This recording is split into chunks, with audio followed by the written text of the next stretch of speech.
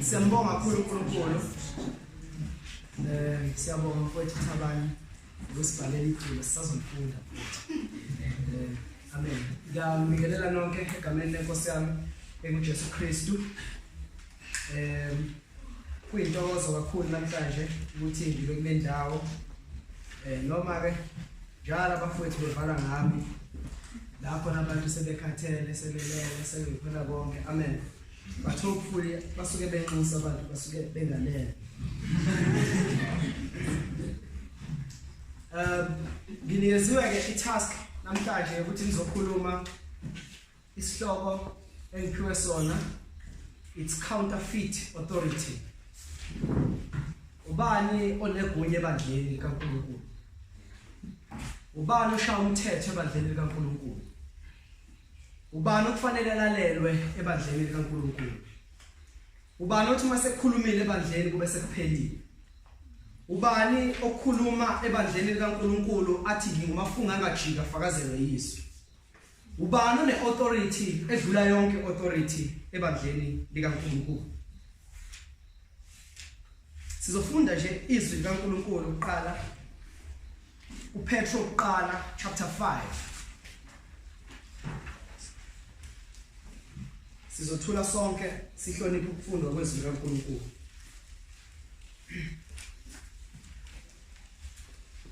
From verse 1 to verse 6. Ngakho ngiyawancenga amalunga aphakathi kwenu, mina engiyilunga kanye nawo, nofakazi wezinhlupheko zikaKristu, nomhlanganyeli wenkazimulo ezakwambulwa, ngithi yalusani umhlambi kaNkulunkulu ophakathi kwenu. Kungabi ngokucindezelwa kodwa ngokwentando kaNkulunkulu. Kungabi ngenxa yenzuzo yehlazo kodwa ngenhliziyo evumayo. Kungabi njengabazenza amakhosi phezu kwamabandla enabelwa wona, kodwa nibe isibonelo zomhlaba. Kuyakuthi nxa isebonakaliswa umaluso omkhulu, niyakuzuza umqhele wenkazimulo ongabuniyo. Ngokunjalo nina abasha, thobelana amalunga, kepha nonke embathana ukuthobeka. Nithobelane ngokuba uNkulunkulu umelana nabazidlayo, kepha abathobekileyo ubapha umusa. Ngalokho ngithi zithobeni phansi kwesandla sikaNkulunkulu esinamandla, ukuze aniphakamise ngesikhathi esifaneleyo. Inkosi ibusise ukufunda kwezwi layo. Kwaku 15th century, ngonyaka 1521 la kwasukuma khona indoda esiyazi sonke njengoMartin Luther, yatshela ibandla laseRoma, yashayela isifikili esinama-theses awu-95 iphikisa ubuholi baseRoma, imelene noPapa eRoma. One of the things ayiveza uMartin Luther ukuthi uPapa akasiyi inhloko yebandla, kodwa uJesu Kristu inhloko yebandla. uMartin Luther uma ekhuluma nawo amazwi wakhe adume kakhulu encathi abaningi bamazi ngawo. Uthi unless I am convicted by scriptures and plain reason, I do not accept the authority of the popes and councils, for they have contradicted each other. My conscience is captive to the word of God. I cannot and will not recant anything, for to go against my conscience is neither right nor safe. Here I stand. I can do no other. So help me God. This is a man eyamela umbuso waseRoma, ucorrupte izwi likaNkulunkulu, ususa igunya likaKristu wafaka uPapa, wathi uPapa akasiyi inhloko yebandla, kodwa uJesu Kristu inhloko yebandla. Uzathi mayiseqhubeka athi, I feel much free now that I'm certain that the Pope is the Antichrist. Uthi sengikhululekile ngoba sengiyazi ukuthi uPapa ungumphiki Kristu. Umphiki Kristu ilo othatha indawo kaKristu ebandleni. Akuyena kuphela ophikisa uKristu, kodwa lo lingekayo ukuthi angene egunyeni likaKristu umphiki Kristu. Akuphelanga lapho, nge-16th century kube khona amadoda eGeneva afana noJohn Calvin asukumile nawo amabold athi uPope akasiyo inhloko yebandla, uKristu inhloko yebandla. Ngoba amaRoma ayekade ekhulume ngoPope athi uyena inhloko yebandla emhlabeni, aphinde athi uPope into ayikhulumile infallible okusho ukuthi ayiphikiseki into ayishilo. Njengoba sisanda kumuza uPope Francis ethi i-Roman Catholic Church is the only church that has authority to interpret scripture. Ngoba babekholelwa ngaso sikhathi ukuthi ama-traditions noma izinto akade beyithathe koyisemkhulu oPope bathi lezo zinto izona ezingaphezu kwezwi likaNkulunkulu. Aphinda ama-reformers ama ngasezwini likaNkulunkulu athi munye oyinhloko yebandla kuKristu. Lo inhloko yebandla ezulwini uyinhloko yebandla emhlabeni. Amen. Asishintshile ukuthi ubani ophethe ibandla. Lo ophethe ezulwini uliphethe futhi emhlabeni. Kwadlula futhi nge-18th century uHenry VIII owaphuma ebandleni lasemaRomeni kanti uyovule yakhe iCult eEngland. Wathi mevule yakhe iCult eEngland wasetha abavume eEngland ukuthi nguyena inhloko yebandla eChurch of England. Again ama-reformers amesayidini lezwi likaNkulunkulu athi only Christ is the head of the church. Abulawa lawo madoda.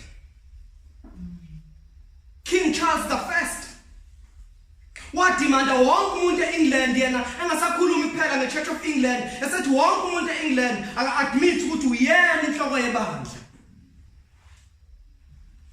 Njengenjwayelo ama-reformers ama ngasezwini likaNkulunkulu athi yini inhloko yebandla uJesu Kristu, bonke abanye ngabaphiki iKristu. So namhlanje mangizophendula i-question ye-counterfeit authority, ngimi ngamazwi kamfowethu uCedric Ndwalana ajwayele ukwabiza athi I am standing with the reformers. Iyona into engizoyi-echoisha le yaqala back then ngisazoma lapho ukuthi only Christ is the head of the church on earth or in heaven.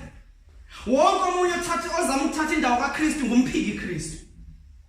Now we are certain ukuthi bonke abathi bayinhloko yamabandla yibona abangabaphiki iKristu qho. Munye umuntu onegunya ebandleni uJesu Kristu. No man, no bishop, no apostle, no prophet, no major one. No one has authority over the church. No one. No one has authority over the church. Uma Paul ekhuluma ngokuthi uJesu inhloko yebandla ngoba se-Efeso chapter 1 verse 20 kuya verse 23 uveza ukuthi uJesu Kristu uyena onamandla phezu kwebandla. Athi uyena obusayo phezu kwebandla. Uyena onegunya phezu kwebandla. Uyena inkosi phezu kwebandla. Kulelizwe nakwelizayo.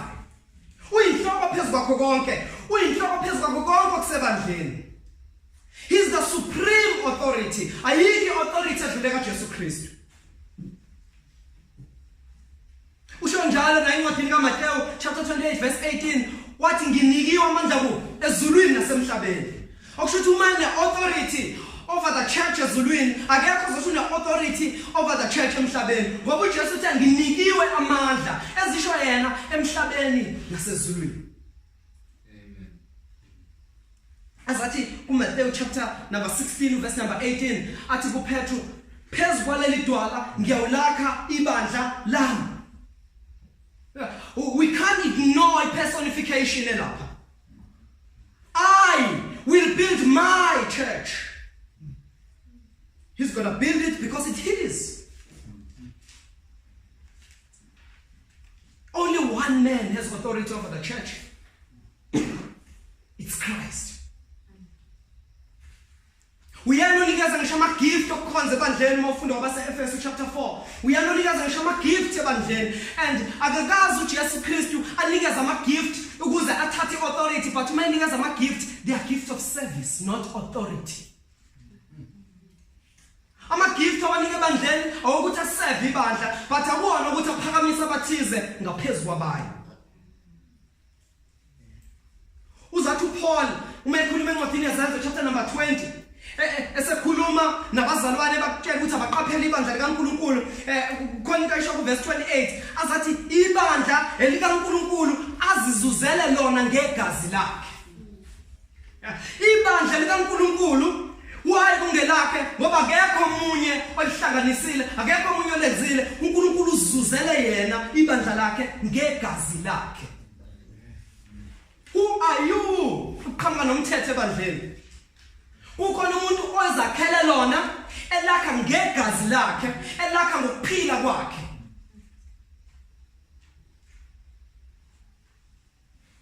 Munye umuntu onegunya phezulu kwebandla uJesu Kristu. Ngaphandle kaJesu Kristu alikho elinye ikhanda lebandla. And sijwayela lonto kakhulu kuma false teachers abagcwele la eSouth Africa esiwabuka lapha kuDumisa ku1KZN esiwabuka kuTBN ukuthi a man of God is the one one authority phezulu kwebandla, and ukhona amagama athize asetshenziswayo ukuze athathe authority phezulu kwebandla. Uzothi I am anointed and who's not?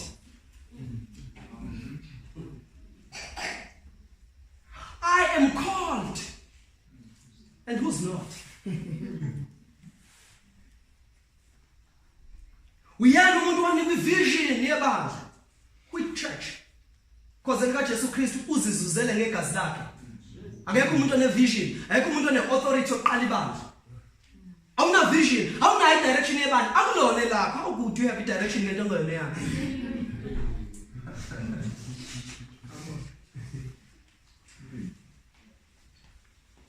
Now we have to know what is the role of church leadership. Iyini role of church leadership. But of course I think singavumelana sonke la endlini ukuthi it's not to be authoritative phezulu komhlaba. Sasingachaza okunye but we are certain ukuthi akubona ukuthi babeka imithetho ethize noma babe negunya phezulu kwebandla. I even heard ukuthi khona abantu othi awukwazi kuya endaweni ethize umfundisi engazi. Mawulimala.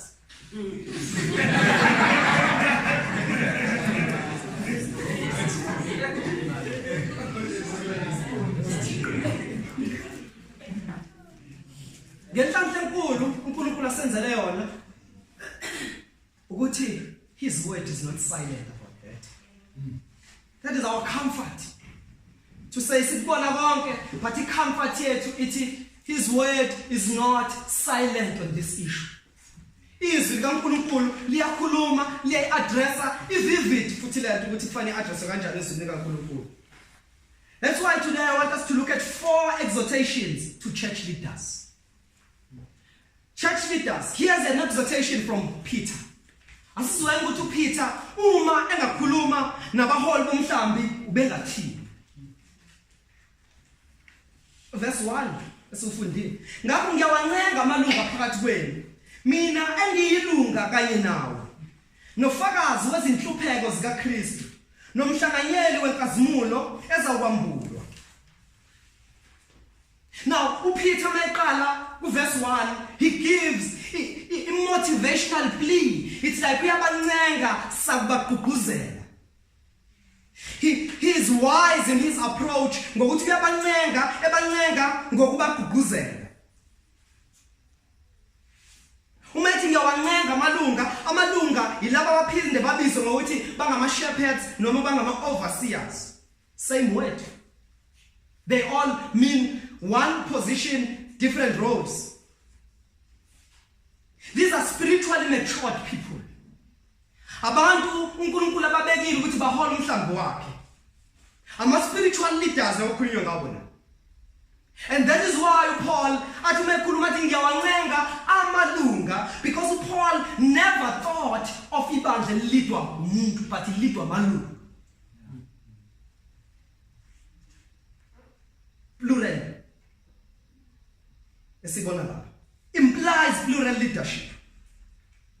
So lesikhathi kubhala lencwadi will remember ukuthi ibhalwe ngesikhathi ipersecution inzima kakhulu ezama uku-encourage abazalwane uPeter because i-persecution ibikade inzima kakhulu, i-persecution kaNero, amaKristu ebulawa all over. And uPeter in this chapter uthatha ithuba bathi aka-exhort ama-elders, akatshela ama-elders ukuthi awunakekele kanjani umhlambi ngalesikhathi umhlambi uhlushwa, ubulawa, uhlakazwa, wenziwa yonke into kwakhe. He takes the opportunity to say, let me address leaders here.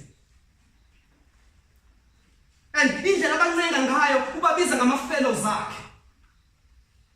Ubabiza ngama-fellows akhe uthi ngiyanincenga malunga phakathi kwenu mina ngiyilunga kanye nawo. He says you are my fellows. Lento ethi ningama-fellows ami usho ukuthi siyalingana. I don't even have authority over you. We are all the same. Ngiyanincenga njengelinye lamalunga njenganani. What a humble apostle. Not typical of the so-called apostles as a Durban. Apostolic team. So in that imply ukuthi we are of equal authority. Ubabiza ngama-fellows akhe and konta ivezayo ebancenga. This is a motivational plea. Uzathi engihlanganyela kanye nane inhlupheko zikaKristu. He's saying ukuthi ngiyahlupheka doesn't mean ukuthi ngihleli mina nginibhalela incwadi kuphela, but I suffer what you are suffering. Indlela engihlushwa ngayo indlela nami engihlushwa ngayo. We are the same, we are leaders, siya persecute sonke. Ubabiza ngama-witnesses ey'nhlupheko zikaKristu uthi ningofakazi bezinhlupheko zikaKristu. Washo njalo Paul even kwabaseFilipi ku-chapter 1 verse 29 uzathi ngokuba ngenxa kaKristu nina nabelwa ngomusa angisho ukukholwa kuphela kepha nokuhlupheka ngenxa yakhe. Now ukhuluma ngalokuhlupheka ukuthi lokuhlupheka esikubhekile esikufacile ngenxa yegospel. Peter u-echoisha amazwi kaPaul to say we are also in these sufferings, but uncenga ama-elders akhe. Uyawancenga, uyawa-exhorta ukuthi ahlupheka ngenxa yevangeli likaKristu. And he says, I'm sharing the same sufferings naye. Ubuhlungu engibuzwa kanye naye. Ubanikeza hope azathi you are partakers to the glory. Uthi angizogcina ngokuhlupheka kuphela kodwa futhi ngizoba ngabahlanganyeli kuphi enkazimulweni kaKristu, right? Uyabancenga ufike understand the situation yabo ukuthi niseyinhluphekweni, but there is something coming, elders. Kuza into ebizwa ngeglory kaNkulunkulu la novuswa khona nisenkazimulweni kanye noNkulunkulu. This is a motivation ayinikeza these elders. This is the first motivational plea that Peter ayinikeza ama-elders kuleli bandla libhalele. He gives them hope. Uyabatshela ukuthi ukuhluphekwa abakuyoba yize njengoPaul asho kwabaseKorinte bokuqala ku-chapter 15 ukuthi inhlupheko zenu ne-labor yenu is not in vain. But one day you will appear with glory kaNkulunkulu. One day uNkulunkulu niyoma phambi kwakhe. uNkulunkulu anibonge ngokuhlupheka enihluphekile ngenxa yakhe. Anibonge ukuthi angaze nisuke ekukholweni nihlushwa ngenxa yakhe. Now into akhuluma ngayo la Peter ukhuluma ngebhima sithi believers judgment. Lapho laba believers wonke ezakuma phambi kaNkulunkulu accept ama-crowns in glory. This is the hope abanikeza yona ukuthi noma kunama-sufferings angakanani ebandleni, but look at the glorious hope. Noma ibandla lisafarisha, ukusafarisha kwalo kuyalihlakaza ibandla, kwenza abanye bafuna ukubuyela emuva benkolweni yamaJuda, kukhona konke, but yini angayitshela ama-elders uPeter uthi bekezelani nibuka emehlweni ebheke kwiglory zayo. Yona lakhuluma ngayo uPaul ku-1 Corinthians chapter 3. Athi we will appear before Christ. Siyawuma phambi kaKristu sizilandulele ngakho konke sikwenzile. Azathi yonke into iyakwambulwa ngomlilo. Imisebenzi yonke iyakwambulwa ngomlilo. Abanye bayothatha imqhele. Yonke akhuluma ngayo la uPeter. Now these are spiritual leaders addresswayo. And it's the same thing uJesu ayenzile kwi-parable elapha kuLuke chapter number 19 from verse 11 to verse 27. La ekhuluma khona ngendoda yanikwa mina abahlali ekugcineni leya investor kahle uJesu wathini kuyona? Well done, good, faithful servant. All leaders must be motivated by that. All leaders, bonke abaholi badinga leyo encouragement. At one day you will appear before God and account for the flock. And account for the leadership. I'm talking to ama-leaders ebandla likaKristu, angikhulumi ngama-cults. Angikhulumi ngama-cults, angikhulumi ngebandla likamfundisi. Ngikhuluma ngebandla likaKristu. One day bakonfronta uNkulunkulu ngayo yonke into abayenzile, ngawo wonke umthetho abawushaya ebandleni, ngayo yonke intshumayelo abayishumayelile, ngayo yonke icounsel abayinika abazalwane. One day they will appear before God. If you are a leader anywhere, know that one day I will be accountable. Kulento engitshela umuntu. Whatsoever I preach, whatsoever I teach, one day ngoba accountable phambi kaNkulunkulu. Ngabe ngiyovela ngithola umqhele. Noma ngiyovela sengivela lapha ku Great White Throne, sekuthiwa suka angaze ngikwazi. We need to ask ourselves, leaders. We need to ask ourselves, leaders. Now, point number 2, exhortation to the leaders now. Paul, this was just a plea. Ubesabancenga esa-introduce inkulumo yakhe. Because verse 1, uphela esathi ngithi kini. Now, verse 2, unikeza into ezokhuluma ngayo. He says from verse 2 to verse 3, yalusani umhlambi kaNkulunkulu ophakathi kwenu. Yalusani umhlambi wenu? No. kaNkulunkulu ophakathi kwenu. Kungabi ngokugcinezelwa, kodwa ngokwentando kaNkulunkulu. Kungabi ngenxa yenzuzo eyihlazo, kodwa ngenhliziyo evumayo. Kungabi njengabazenza amakhosi. Kings. Niyalizwa le verse? Kungabi njengabazenza amakhosi. Angels of the house. Phezu kwamabandla enabelwa wona, kodwa nibe yizibonelo zomhlaba. Instruction iclear. Ayikho ambiguous. Ayidingi ukutolikwa. Ngisho isiZulu asitolikwa, basho njalo ngithi. IsiZulu kasitolikwa, siclear masikhuluma. Yalusani umhlambi kaNkulunkulu. That is the instruction. For every leader eyakuyakhona emhlabeni, here is the instruction to the leaders of the church. Yalusani umhlambi kaNkulunkulu. Okabani umhlambi? OkaNkulunkulu. Yini okufanele niyenze? Weluseni. Umlusi umelusi. Umelusi akayona owner yemfuyo. Umelusi wayo. Umelusi akayi-own imfuyo, kodwa umelusi wayo. Now, uma uthi umelusi, you have to understand ukuthi kusho ukuthini kuba umelusi. Uyazi ukuthi kusho ukuthini? Kusho ukuthi umelusi. Kusho ukuthi umelusi. Nothing more, nothing less. Ayikho authority onayo phezu kwento yomuntu.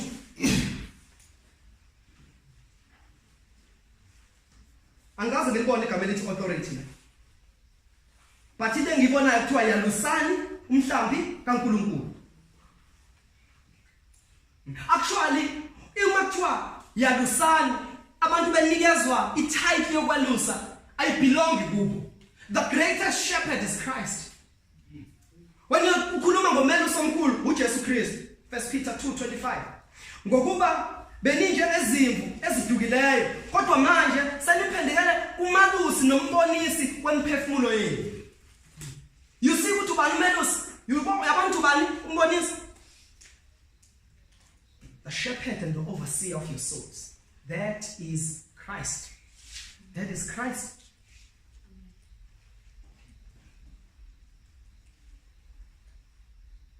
And uma eqhubeka ekhuluma ngokuthi aweluswe umhlambi, uthi leyo nto yenziwe willingly. Kungabi ngokugcinezela. Willingly. Willingly. Kusho ukuthini ukuthi ayenziwe willingly? Kusho ukuthi understandani i-sense of urgency. Understandani ukuthi kubaluleke kangakanani ukuthi umhlambi kaNkulunkulu weluswe. And lokho kwenzeni ningagcinezelwe kodwa niphushwa iwill, niphushwa idesire ethi we know ukuthi umhlambi kaNkulunkulu ayithengela wona ngegazi and yini into engizoyenza ngizowelusa umhlambi kaNkulunkulu. Ngizowelusa umhlambi kaNkulunkulu. And there's only one good and true shepherd, and that is Christ. Wonke amanye amazwi awanayo authority phezu kwebandla. Linye izwi eline authority phezu kwebandla, izwi likaKristu. Akubona kuphela abafundisayo abadukile. Baluthini uJesu? Izimvu zami ziyalizwa izwi lami. Okusho ukuthi nolandelayo izwi ngesile likaJesu is accountable. Leyo nto isho something ngayo ukuthi wayena kalazi izwi likameluswa ngempela.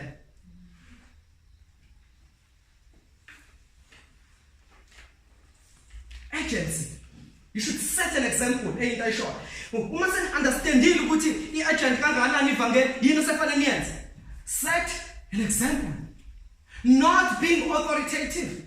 Akusho ukuthi bane authority. Set an example. If uthanda ukuthi ubona abazana beqoqithule ebandleni isiqoqe eqala. Right? Set an example. If you are willing ukuthi ubona abazalwane behlangana kwama home cells, hamba wena qala. Ayikho man of God yango Sunday. Umele usu full time.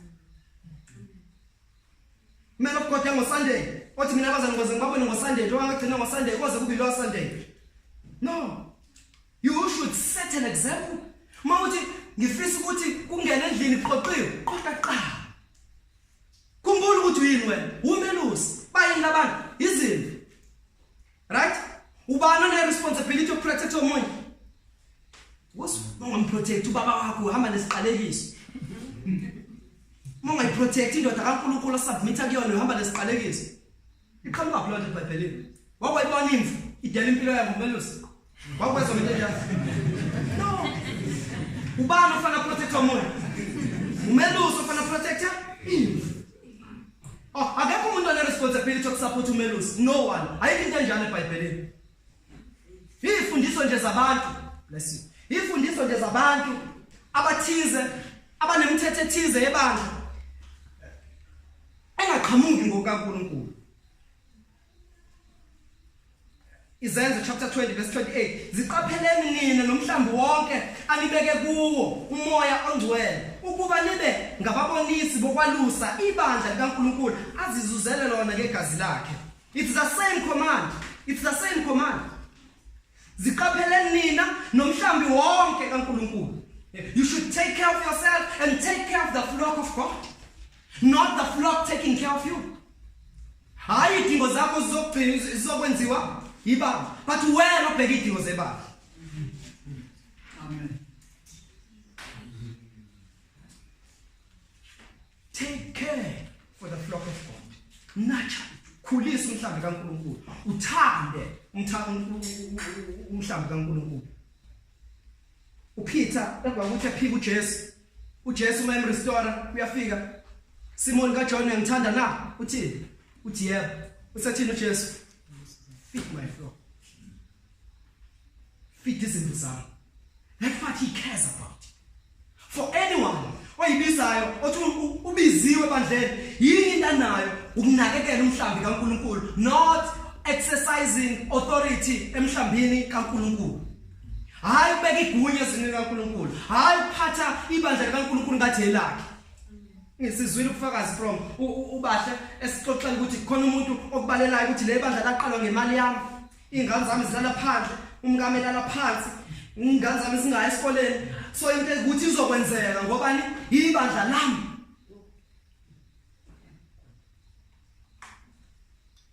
Then emva kwalokho bese uzitshela ukuthi wena usebandleni kaNkulunkulu into etshenthe lakhe.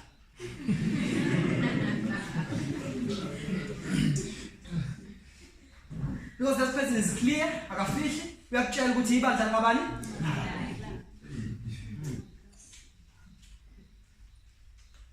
Njobe shilo ukuthi baluse benjani? Under no compulsion. Kungabi ngokugcindezela. You should be willing. You must not be lazy. No shameful gain. Yo, ngathi ngayifunda le. Ungabi ngokwenzuzo ekhohlakele. Awuqali bandla uzithola imali. Awubuki ibandla njenge source of income.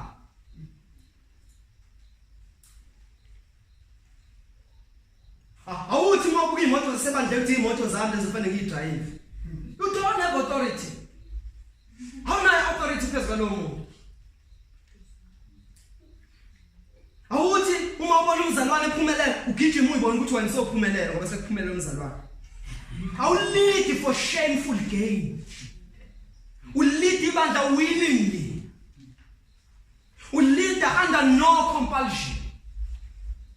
Wazi ukuthi uba ukuthumile umali somkhulu uKristu. And umwena endaweni kaKristu. And Paul went as far as ubeka uthando lwemali as one of the disqualification for a person ukuthi alide ibandla. 2 Timothy chapter 3 verse 2. Amalunga mangabe athanda imali. Mongabe ngathanda imali. 1 Timothy uzathi ku 1 Timothy uthando lwemali luyimpande yakho konke okubi. Bonke abathanda imali bazoholela kuhekeni. 2 Corinthians chapter 2 verse 17 ngokuba sinje ngabaningi abonakalisa izwi kaNkulunkulu ngenxa yenzuzo. Akuyona into enje lento oyibonayo. Akuyona into enje lento oyibona ku-apostolic team eThekwini. Akuyona lento obabona bethi badominate umhlaba bengasebenzi. Bahleze emakhaya but they want to drive every car. Badominate umhlaba. Baphezulu yonke into. They are rulers. Kabe kuhle kakhulu kube bayakusebenzela lo. Hayi emhlambini kaNkulunkulu. Hayi emhlambini kaNkulunkulu. No authority must be exercised ebandleni kaNkulunkulu. Because akekho umuntu onalawo mali. Akekho umuntu onamandla okudirect ibandla. Akekho umuntu onamandla ukuthi athi mina ngithi ebandleni akwenze ukuthi. What about Christ?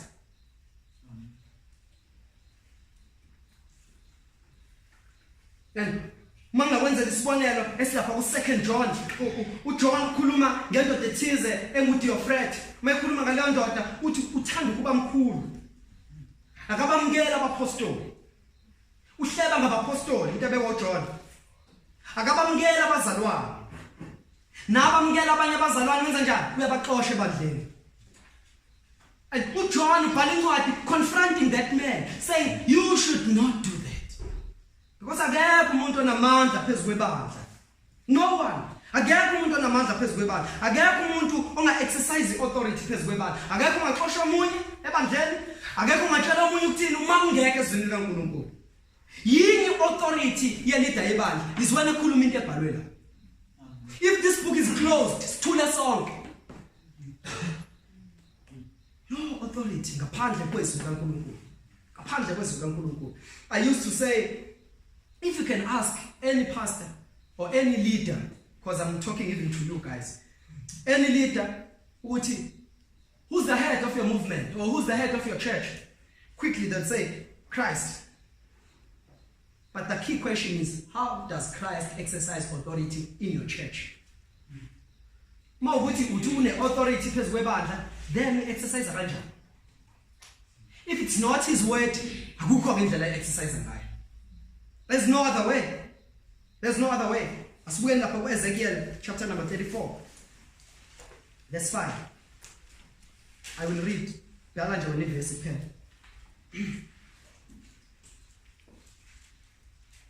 Zasilahlekile ukukhuluma ngezimvu ngokuba umalusi wayengekho. Zaba ngukudla kwazo zonke izilwane zasendle. Zahlakazeka. Izimvu zami zazalusa kuzo zonke izintaba. Nakuwo wonke amagquma aphakemeyo. Yebo izimvu zami zazilahlekele ebusweni bomhlaba. Ebusweni bonke bomhlaba. Akwabakho ozifunayo nozicingayo. Ngokuba ngalokho belusi zwanini izwi likaJehova lokuthi kuphila kwami isho inkosi uJehova. Impela ngenxa yokuba izimvu zami zaba impango nangokuba izimvu zami zaba ngukudla kwazo zonke izilwane zasendle. Lokhu umalusi engekho ngokuba belusi bami bengafunanga izimvu zami. Abelusi bezibonelela bona bengalusi izimvu zami. Ngalokho belusi zwanini izwi likaJehova lokuthi isho kanje inkosi uJehova ithi bekani ngimelene nabelusi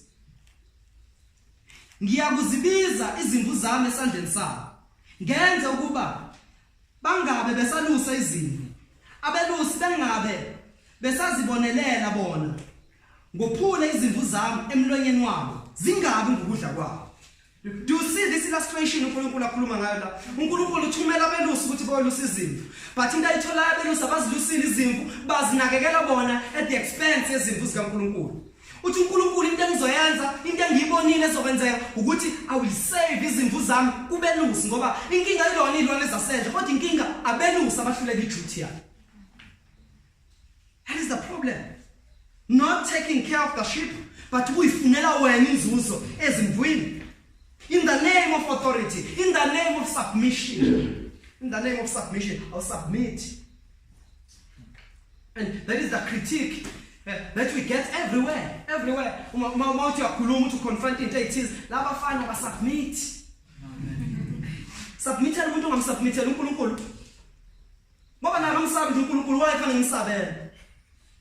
Ngoba ngithi kuhlonishwana kabili sisho njalo, right? Hlonipha uNkulunkulu ngizokuhlonipha. Why should I respect you? Ungakwazi ukuhlonipha umuntu odala izulu nomhlaba ukudalile wena. Right? So this is an exhortation. Preachers, yalusani umhlambi kaNkulunkulu. Niwaluse hayi ngokwenzuzo, hayi ngokonto libhekile, but yalusani with humbleness, yalusani with love. Ibani na lento ethi ngifisa ukunakekela izimvu zikaNkulunkulu, hayi ukunakekelwa izimvu zikaNkulunkulu. Ngifisa ukuthi kube yimi othobayo, right? Masikhuluma nge-submission. It's good for a leader to be submissive. Angahlale ebheke i-submission kuma-believers. Ngithi wena umature. Wena understand that in submission. Akasubmit ngoba understand. Set an example then. Be humble. Be humble.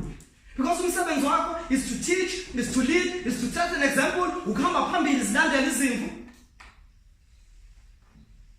Angisakhulumi nge-godliness.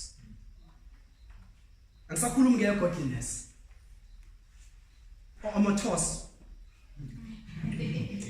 Charles Spurgeon once said, if any man is not called to godliness, that man is not called to ministry. If ungayizwa i-call ye-holiness kuwena ngaphakathi, awubizelwa kusebenzeleni uNkulunkulu. You can't. Shepherd the flock of God. Yalusani. Understandani ukuthi kuyini ukwelusa. Ukwelusa kubona ukona, but ukwelusa. Now, our third point. True shepherds will be rewarded. True shepherds will be rewarded. Verse 4.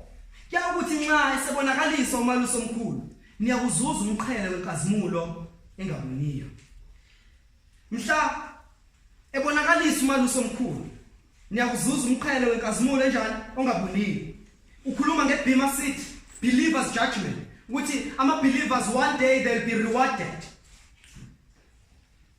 Wonke izinto esizenzile ebandleni kaNkulunkulu, uNkulunkulu ngelilanga uyasi-examine. That's why Paul athi njengoba ngibekele le foundation athi wonke wakhayo aqaphele ukuthi wakha kanjani. Because one day everyone owenze anything egameni kaNkulunkulu will account.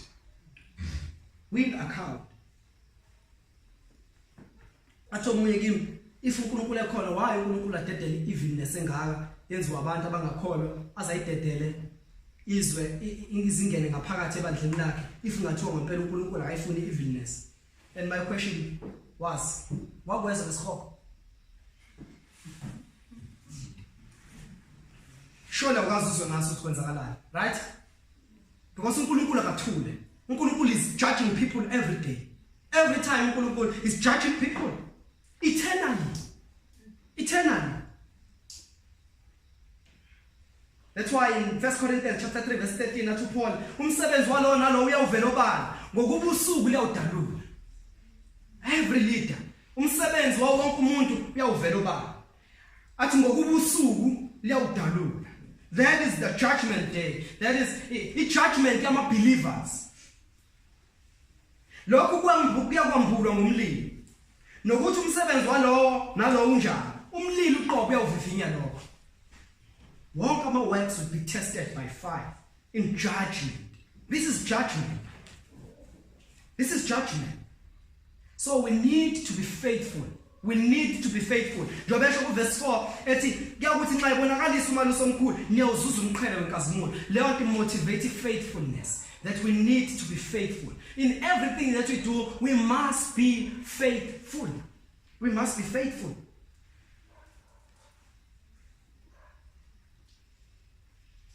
Singa victimize abantu ngemali yabo. Bonke abafuna counseling kuwe wafika wababona ukuthi ba weak babuyisa ubale emazini. Ayikho ingane yesonto ongayazi. You're not faithful. You don't deserve to be a pastor. You don't deserve to be a leader. Even in my fellowship that we lead, you do not. The standard is high. I remember ngabhala on Facebook, ngibhala nje ama-qualifications of an elder, akaze comment. And some people said, well, that's why I don't like Paul. Ngoba Paul uqhamuka nalezinto, uJesu azayikhuluma yonke le nto, Paul uqhamuka nalezinto. And it's true, Paul suffers rejection inside the church because of ama-commands athize awabekayo. But uPaul mengathi yintona ngasihlukanisa nothando kaNkulunkulu basukuma bame ngenyawo.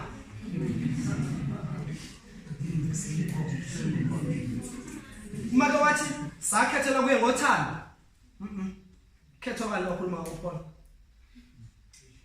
Now, when Paul eshe into a blessing, a promise kithina, we are happy.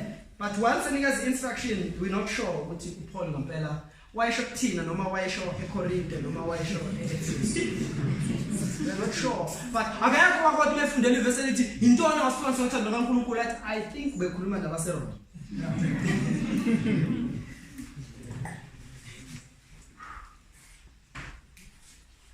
Now we need to be faithful. We need to be faithful. All of us, we need to be faithful. Ngoba inkosi yes.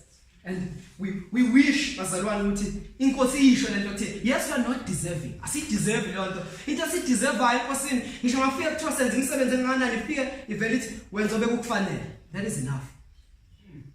But we are promised to some he will say, well done, good faithful servant. Those words will echo in our ears forever. UJesu esho leyo nto. Angikholwa ukuthi khona into ophinde uyizwe ngaphezulu kokuthi uJesu esho leyo nto. Ungafisa ngathi ngabe sakhuluma umuntu emva kwalokho. Well done, good, faithful servant.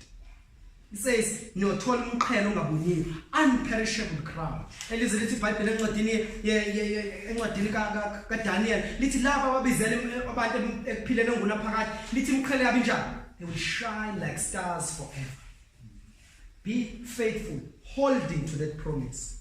Holding to that promise. Our last point. Believers, you must submit to faithful leaders. Right?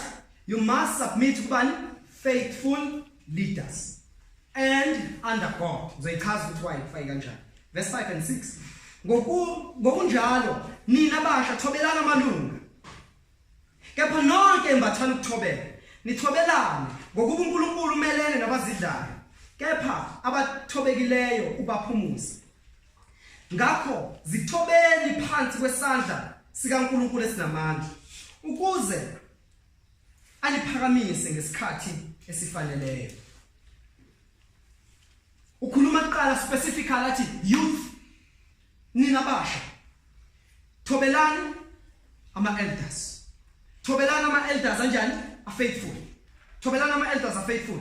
Why ethi thobelani ama-elders are faithful? Khona into uPaul akayikhuluma encwadini kaTimothy wathi laba abahola kahle umhlaba kaNkulunkulu they deserve what? Double honor. Right? Now, ibandla line responsibility to a person who is faithful. Right? We have a responsibility to faithful men. We don't have responsibility kumadoda angekho faithful ezweni kaNkulunkulu.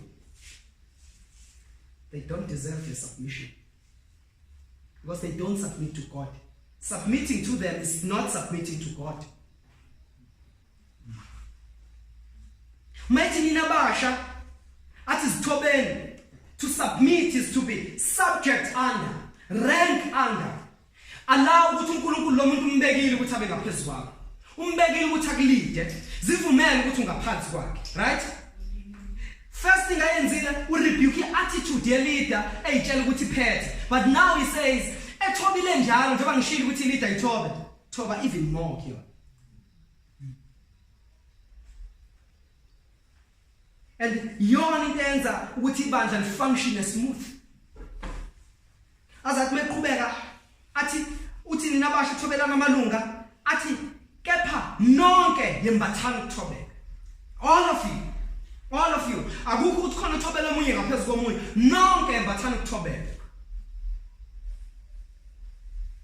Ngokuba uNkulunkulu njani yabazonda abayiphakamisayo. Either uyiphakamisa as a leader or uyiphakamisa as umzalwane, uNkulunkulu akabekanga ukuthi kube khona umuntu oyiphakamisayo.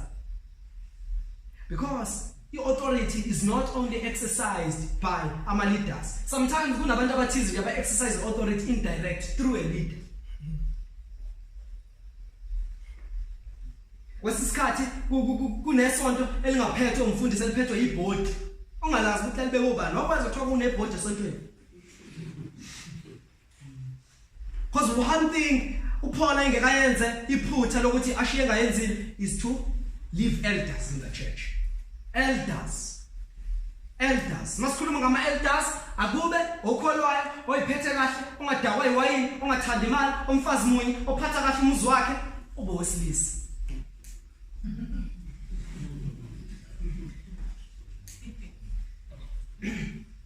And aqhubeka athi uNkulunkulu umelene nabayiphakamisayo kodwa uNkulunkulu futhi wenza umusa kwabanjani? Abayithobile. Bonke abayithobile uNkulunkulu wenza ukumusa. Athi ku verse 6, ngakho zithobeni phansi kwesandla sikaNkulunkulu esinamandla. This instruction is directed to what? To believers. To say, uma ethi zithobeni phansi kwesandla sikaNkulunkulu esinamandla, it's the Old Testament way of saying submit yourselves under God. Since ngeke buholo beki uNkulunkulu engabekanga, submit ebholini. Not because we're authoritative, but because we're authoritative. You must submit. Akadingi authority, akadingi exercise authority, ufana submit, but now nikezwa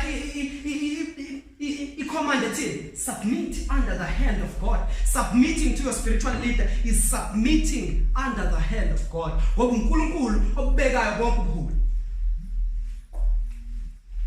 That's why Exodus chapter 3 verse 19 verse 20 athi kepha ngiyazi mina ukuthi inkosi yaseGibhithe ayikuvuma ukuba nihambe ngisho ngesandla esinamandla kodwa ngiyakwelula isandla sami ngilishaya iGibhithe. So this is the Old Testament way of showing what the hand of God is God working. Meaning if you stand against your spiritual leadership, you are standing against ukusebenza kaNkulunkulu. Because we have to caution.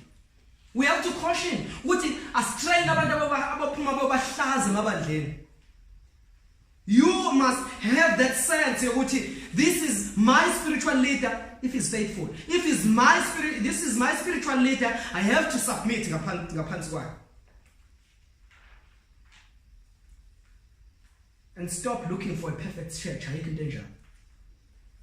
Phil Johnson uthi if there is one, don't join it. You will mess it up. Perfect ngoba wena ukho. The day you join in, it will be messed up. Now you need to submit yourself under the hand of God. Ngoba yonke leadership ebekiwe ibekwe uNkulunkulu. Uzasho njalo ku Romans chapter 13 verse 1, abukho amandla obukhosi angabekiwe uNkulunkulu. We need to submit to godly leaders. But at the same time, no man has authority over the church. No man or woman has authority over the church. Only one person has authority over the church, and that is who? Christ. That is Christ. And uJesu exercise authority ngezwi lakhe. If izwi kaNkulunkulu likhulumile, yonke eminye imilomo ayivaleke. Usho njalo umhlabelelo mawesele ukuthi umlomo kaJehova usukhulumile. Uma sonke singalani leyo approach ukuthi uma kukhuluma izwi likaNkulunkulu umlomo kaJehova usukhulumile, there is nothing more that we need. There's nothing more that we need. Uma kukhuluma izwi likaNkulunkulu akekho but. Akekho ukuthi ngiyakuzwa but. There's no but. When God speaks, it's final. When uNkulunkulu ekhulumile ngezwi lakhe, it's final ebandleni.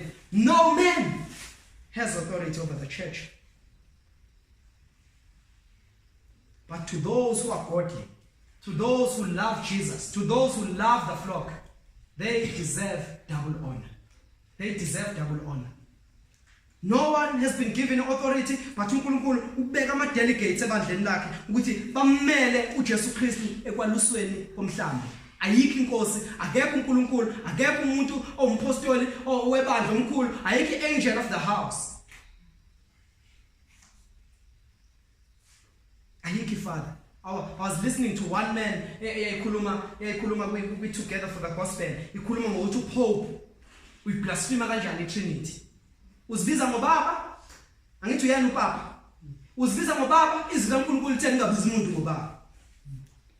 Uzibiza yathi yena ibridge uJesu Kristu yena othe ibridge laNkulunkulu, indlela yaNkulunkulu.